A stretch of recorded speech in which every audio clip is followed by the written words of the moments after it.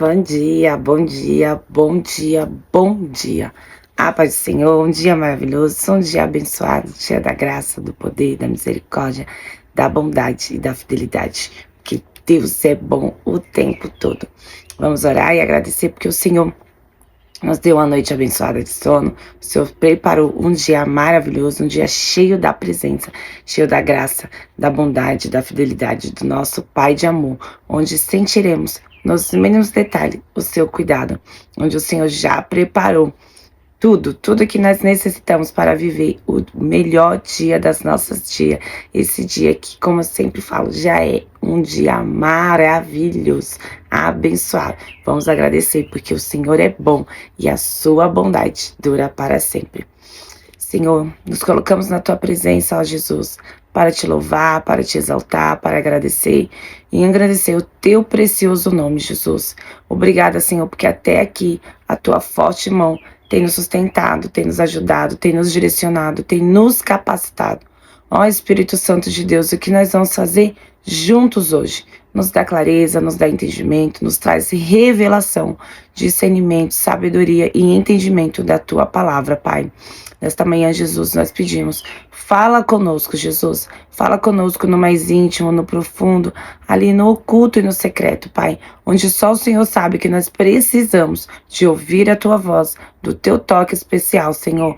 Fala conosco, ministra o nosso coração, ministra a nossa alma, Senhor. Vai, ó Deus, no oculto, no profundo e no secreto, Senhor, de cada pessoa que está ouvindo, sendo ministrada por essa palavra, Jesus. Eu peço a Ti, Senhor, nos traz clareza, nos traz discernimento, Pai.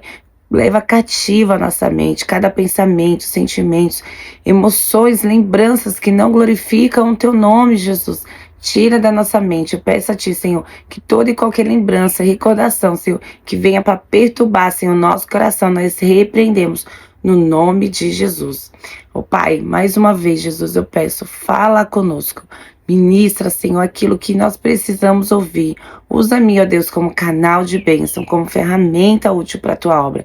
Que da minha boca, ó Jesus, saiam palavras de vida, Senhor. Eis-me aqui, Senhor, usa-me. Eu declaro que toda ação contrária, que toda ação maligna, Senhor, para paralisar, Senhor, a Tua palavra, que todo espírito de levante, Senhor, que toda perturbação, ó Pai, caia por terra em nome de Jesus. Tudo aquilo, Senhor, que quer roubar a Tua boa semente, seja paralisados em nome de Jesus, Senhor. Eu declaro, Senhor, sobre a vida de cada um, a unção de conhecimento, a unção de sabedoria que vem exclusivamente do céu, Senhor. Derrama sobre nós, Senhor, discernimento, revelação e entendimento da Tua palavra. Em nome de Jesus. Amém, amém e amém. Glória a Deus. Que dia maravilhoso. Que dia abençoado. Que dia cheio da glória, da presença do Senhor. Essa semana nós vamos falar sobre poços, especificamente os poços de Esaque. O que quer dizer poços? Entre outras coisas, né?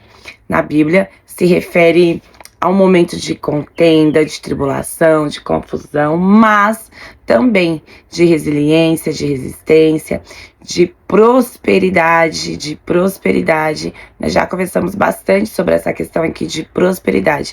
Ser próspero não é só não é ser rico financeiramente. Ser próspero é ter tudo em todas as áreas que necessitamos. Não é ter muito de algo. Sempre existe um ditado que um dos meus pastores falam, que não adianta você ser rico de uma coisa só. Tem gente que é tão pobre, que ela só tem apenas o dinheiro. Ela não tem paz, ela não tem alegria, ela não tem comunhão com o Senhor, ela tem momentos ali de felicidade que é comprado com dinheiro. Mas a prosperidade é algo que nós jamais conseguiremos comprar, amém? Então a prosperidade gira em torno de ter tudo o que necessitamos. E o que mais nós necessitamos, que é o nosso alimento, é a presença do Senhor. Essa não há dinheiro no mundo que nós podemos comprar. Não há dízimo, não há oferta, não há o que você faça, que você possa ter a presença do Senhor, a não ser buscando através da sua palavra, através da sua comunhão, através de jejuns, através de orações, através de um relacionamento, que é o que nós estamos fazendo hoje aqui. Nós estamos aprendendo sobre Deus para nos relacionarmos com Jesus cada dia mais. Então nós somos pessoas prósperas, que nós somos cheios da presença, da unção, do favor, da graça. E as demais bênçãos nos alcançará, porque assim diz a palavra do Senhor, que toda sorte de bênção nos alcança, porque elas nos perseguirão. Então coloque aos pés da cruz tudo aquilo que você necessita, que no tempo certo e oportuno o Senhor vai ali fazer. Então nós falaremos disso de poços, especialmente os poços de Isaac, com lindas lições para a nossa vida, para o nosso coração, para que nós estejamos sempre firmes na rocha, que é Jesus Cristo. E para começarmos a falar quem foi Isaac, da onde veio Isaac, quem é Isaac?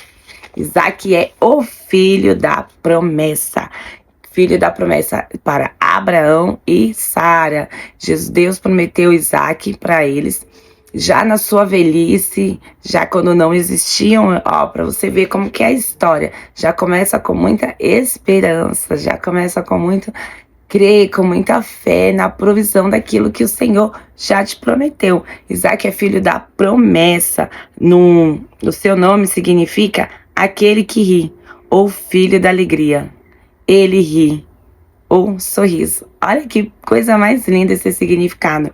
Então é um nome de muita alegria. Assim o Senhor tem para mim e para sua vida. Aquele que ri, aquele que se alegra, filho da alegria, ele ri e o sorriso. Seus pais não acreditaram que seriam pais na velhice, Abraão e Sara. Sara com 90 anos e Abraão com 100. Quando tiver Isaac. Isaac, filho amado, desejado e ricamente abençoado. Deus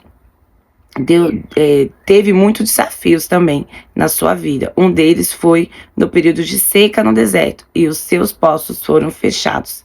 Vamos entender? Os poços foram abertos por Abraão. Um dos poços foi aberto por Abraão. Poços significam riquezas e vida. No total, são 4 poços. Um de Abraão, que deixou de herança para Isaac, e 3 cavados por Isaac. São os nomes de Ezeque, Sitina e Reobote. Abraão cavou o poço em Betseba. Fontes de provisão, bênção e renovação espiritual. É isso que os poços quer dizer para nossas vidas. Uma fonte de renovação, onde o Senhor nos renova. São os nossos poços. Às vezes vem os entulhadores, mas vamos ler a palavra do Senhor para compreendermos um pouquinho mais sobre essa questão de poços. Como nós falamos, Isaac é filho da promessa, filho de Abraão e Sara. Eu ia falar Rebeca é a esposa de Isaac. Filho de Abraão e Sara. Depois de muitos anos, mas muitos anos, quando eles já nem mais acreditavam que essa promessa poderia se cumprir, que o Senhor ia fazer, e o Senhor cumpriu na vida deles. Por isso que ele tem esse nome tão lindo, tão incrível, que o seu sorriso volte ao seu rosto, que o Senhor tenha um Isaac na sua vida. Não sei em qual sentido da área da sua vida, mas que o Senhor tem sorrisos para você, isso é um fato. Assim como ele tem para minha vida, ele tem para a sua. Isaac foi sempre um filho muito desejado. Isaac é descendente de Abraão e nós sempre falamos Deus de Abraão, Isaac e Jacó. Por quê? Porque ele faz parte de uma aliança que o Senhor fez com Abraão. E está debaixo da mesma aliança e debaixo das mesmas bênçãos Isaac está. E na palavra do Senhor diz que num período ali teve muita seca, né? Um período de fome e tudo mais. Só que Isaac estava debaixo de uma aliança. E debaixo dessa aliança o Senhor deu uma promessa para Abraão, que todos aqueles que os abençoarem serão abençoados. E todos aqueles que o amaldiçoarem seriam amaldiçoados. Essa promessa também está sobre a minha e a sua vida. Todos aqueles que nos abençoam são abençoados. Todo aquele que nos amaldiçoa, o Senhor trata em particular com eles também. Afinal de contas, nós estamos na nova aliança. O Senhor não amaldiçoa mais ninguém, mas tem determinados particulares e tratamentos com cada um. Amém? E em Gênesis 26, Isaac, vamos ler aqui, na verdade é Gênesis 12. Vamos ler. Conflito pelo uso da água. Aquele ano, quando Isaac plantou lavouras, colheu 100 vezes mais cereais do que havia semeado, pois o Senhor o abençoou. Isaac prosperou e se tornou rico e influente. Adquiriu tantos rebanhos de ovelhas e bois e tantos servos que os filisteus o invejavam. Por isso os filisteus fecharam com terra todos os poços de Isaque, que tinha sido cavado pelos seus servos e servos do seu pai, Abraão. Por fim, Abimeleque ordenou que Isaque deixasse a terra para outro lugar e disse: Vai, você se tornou poderoso demais para nós. Então Isaque partiu de onde estava e estabeleceu no vale de Gerar, onde armou as suas tendas. Amém? Essa aqui é a primeira parte que nós vamos nos atentar. A palavra do Senhor nos diz que em meio a muita dificuldade, em meio a muito conflito, em meio a tudo aquela fome, aquela sequidão, o Senhor semeou para Isaac 100 vezes mais. Ou seja, Isaac lançou uma semente, o Senhor fez essa semente 100 vezes mais do que ele havia sido plantado. Assim o Senhor faz na nossa vida. Amém? Nós temos que confiar que as nossas humildes sementes que nos parecem que não vai dar fruto, que nos parece que é pouco aos olhos do Senhor, que nos parece que não vai dar certo, que nos parece que não é pouco demais ali aos olhos do Senhor. Para o Senhor, quem faz crescer, quem dá o crescimento é o Senhor. Assim diz Paulo. Apolo semeou, Paulo regou, mas o crescimento quem dá é o Senhor. Quem faz crescer a nossa semente, seja ela qual for, é o Senhor, não somos nós. Muitas vezes nós nos preocupamos, nós nos desesperamos. Ah, Senhor, eu não vou conseguir determinada situação, não vai dar certo, não vai ser possível. Mas quem traz a segurança, quem faz negócio com o Senhor, é certeza e garantia de que vai dar certo. Porque quando o Senhor está no negócio, o negócio flui, o negócio avança, o negócio vai para frente, porque não é sobre o que eu faço, não é sobre o que você faz.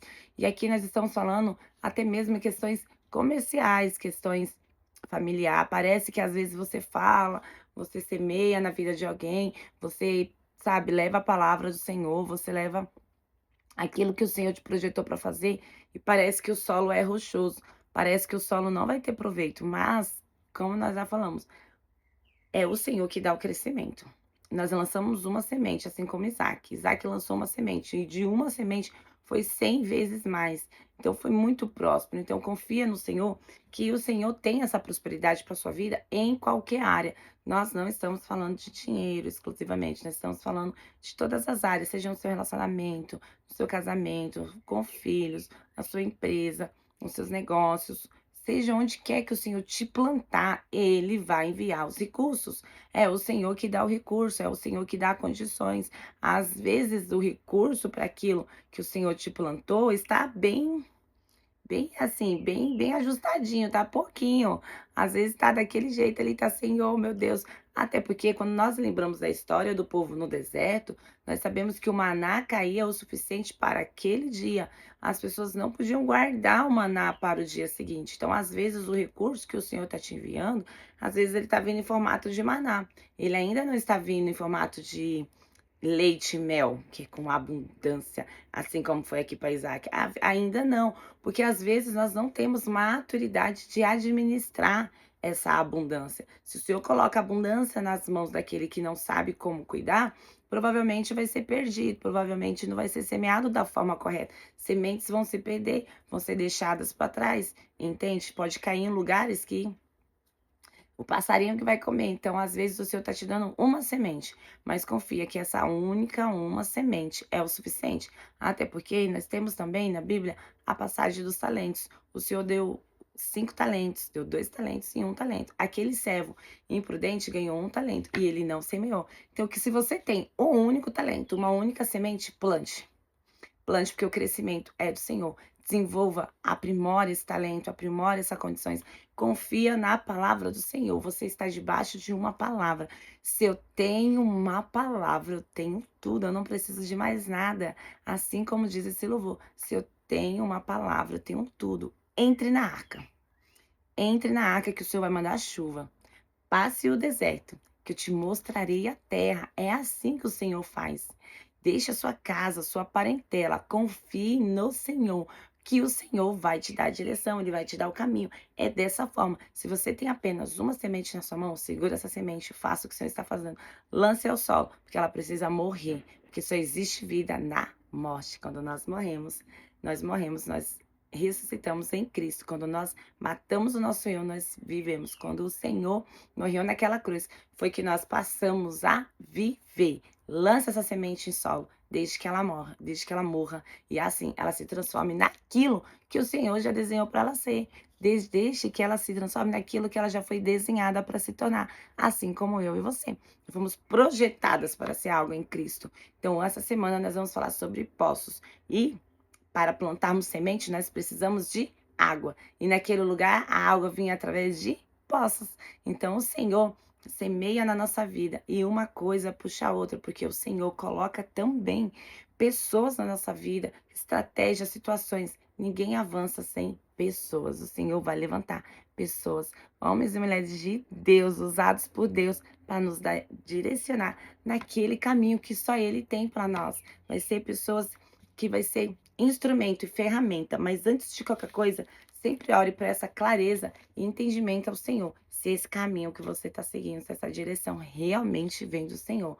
Sempre busque saber, Senhor, é essa direção, é esse caminho, é esse momento que eu devo tomar essa decisão? É isso que o Senhor tem? É isso que o Senhor quer para a minha vida? Se é isso, Senhor, eis-me aqui, usa-me, envia-me a mim, que cumpra-se em mim o teu querer, a tua vontade.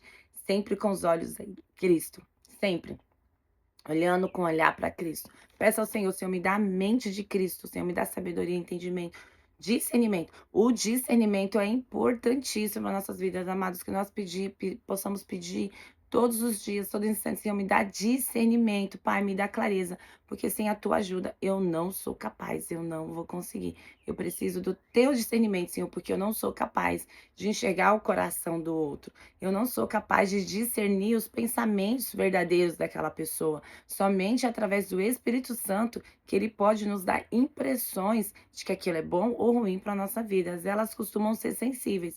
Por isso que você tem que pedir, Senhor, me dá discernimento, me faz sensível às tuas direções, ao teu falar, porque nós somos vulneráveis. Mas o Espírito Santo, ele é o nosso ajudador, que está sempre conosco. E ele vê tudo. E ele sabe da verdadeira intenção do coração de qualquer pessoa. E o Senhor não nos deixa enganado, amados. Eu sou a prova disso.